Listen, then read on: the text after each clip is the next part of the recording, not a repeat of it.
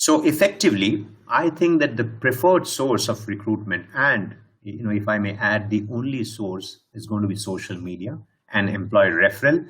And as I said, I would be expecting many active candidates, but very few passive candidates who will be looking for job.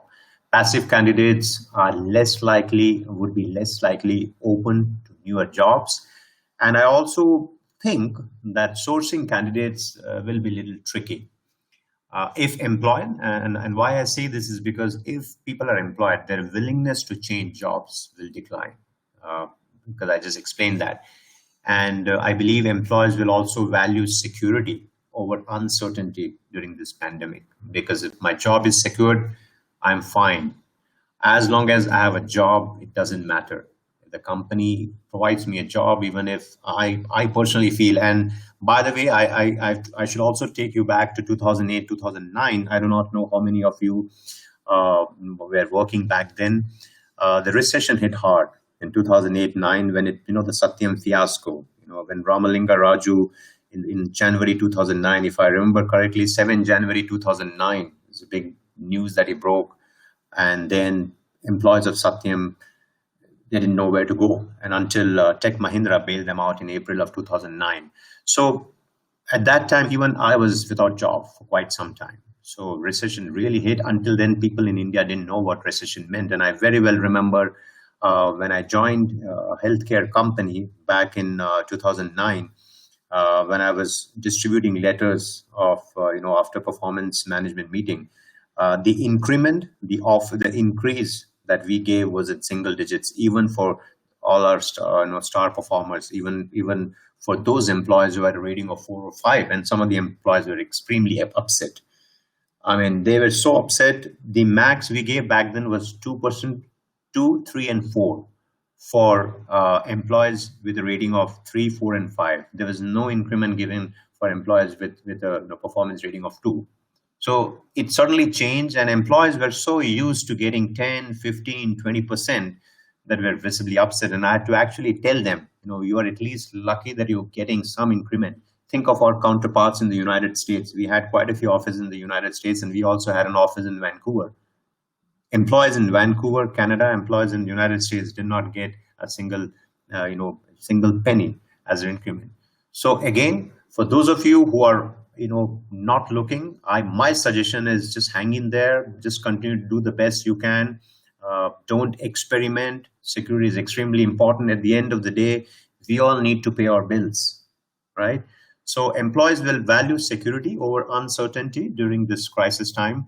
And I believe it's only those employees who fear that their current employers are going to potentially lay off people will be more open towards new career opportunities. So if you recall, in the beginning of the session, I was telling employees who are relatively new to the organization, somebody who has not been performing so well, not getting nice performance rating, it's time for you to actually raise the bar, because now employers are just going to look into an opportunity to let go people. And in fact, if I was working in IT, if I was still employed, if I was still a manager, I would possibly do that, because this is something you can't, escape. So yes, those who fear their current employers would lay off are the ones who will be looking for new career opportunities. Next slide, please, Rahul.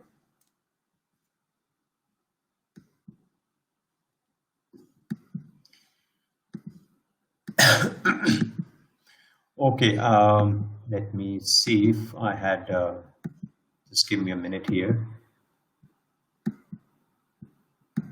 Okay, hiring freeze. So again, what is going to be the impact of COVID-19 on job market? Well, hiring freeze, something that happened in 2008-9, and it's not that it has only happened during that time. Every company goes through hiring freeze at some point of time, because they're not doing as well as they would like to. Sales are down, not making enough money. But now, yes, there'll be a hiring freeze.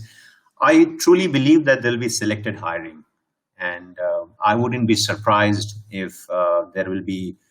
So as I said, there is always going to be another window of opportunity. My gut feeling says that some companies would also be hiring consultants, which is something that does not exist a lot in our country. There are no contract positions. Typically, everybody works as full-time employee. Selected hiring could mean that a company has a project, that needs to be finished in 6 months, and you're looking for that niche skills. So they probably may hire employee or employees for that 6 months or 1 year period of time. And as long as when the project gets over, probably the consultant would be released from the job.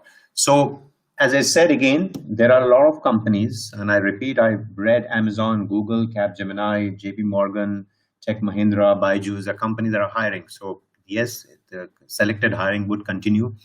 And I believe that employees will have to wear multiple hats.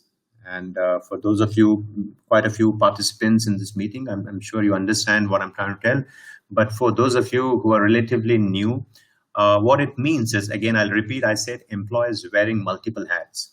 So if I am doing something that is only defined in my job description and job specification, it's all a thing of the past. I would be asked to contribute in other areas as well. So I can take an example of IT industry, wherein if I'm a software developer, probably I would also have to actually test the software. I could be also doing the role of a business analyst, wherein I'll have to write use cases, business requirements, specifications. So yes, employees wearing multiple hats, and I would even suggest, hiring managers to only look for people who are willing to slog. But yes, it's only easier said than done. When you interview someone, everybody is nodding their heads saying, yes, they're ready to work for 10 hours, 12 hours. So I would personally suggest to give some situational based questions. And if you think that the employers are not too interested, don't even hire. These are the times when if you're working 8 hours, companies would expect you to work for 9 hours, 10 hours, and why not, right? So we all need to work together to do something for our country, to revive the economy.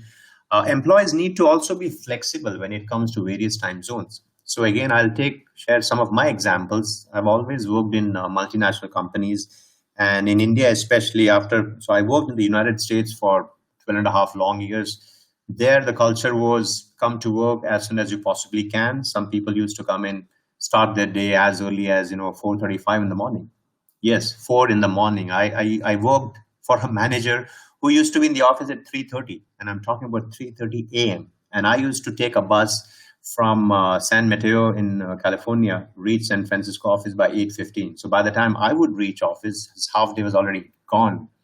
So, and many people would start their day very early, 6:30, 7, even before, and they'll get the hell out of office by 5:36. Now, when I hired people, there would be a lot of people who would come in at 8 in the morning. Some of them would start their day at 9, 10, 11. Some of them wouldn't mind coming late. And then what I'm trying to do is for those coming at 12 noon, for example, would work till about 8 or 8:30 p.m. So we had some overlapping hours with people in the United States. So I would definitely, for those hiring managers here attending this webinar, yes, make sure that employees are flexible to work in various time zones. I mean, if I'm working from home, there is no reason why I shouldn't. I mean, if this free webinar would, let's say, early in the morning, I should have been okay.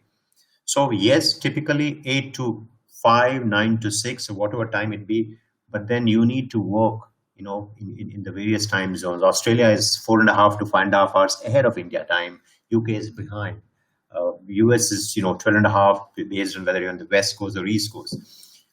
So that is definitely going to happen, in my opinion.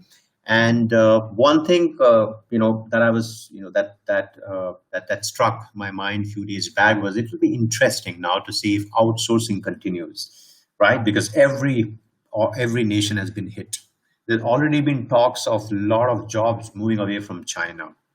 But what happens for companies which were in this business? Will they still continue? Well, we'll find out. And again, poor performers, I don't mind repeating, I've already spoken about it, but poor performers will be closely monitored. And I think jobs that will not add value to any business are going to quickly perish. So yes, it's going to be, every job description will be scrutinized in terms of whether do we really need that. Because at the end of the day, if I have a team of 30, and if my manager says, Prasad, you need to let go 15. So 50%, for example, God forbid, I'm not trying to scare you, and I hope that doesn't happen. But if you have to eliminate jobs, I'll have to look into who are my best possible candidates, what are the jobs that I can eliminate. So this is exactly what I see, the impact of COVID-19 on job market. Rahul,